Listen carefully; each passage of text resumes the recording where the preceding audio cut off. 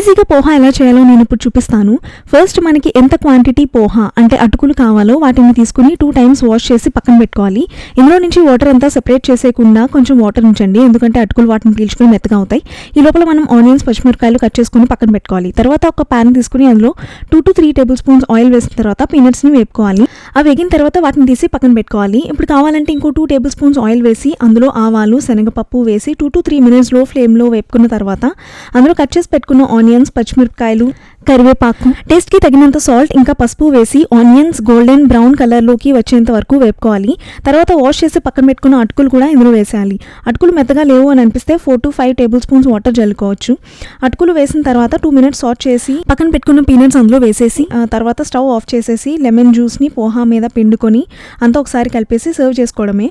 ఇది చేసిన 5 మినిట్స్ లోపే తినేయాలి, లేదంటే ఏదైనా హాట్ బాక్స్లో వేసి స్టోర్ చేసుకోవాలి, లేదంటే అటుకులు ఎండిపోయినట్టు అయిపోతాయి.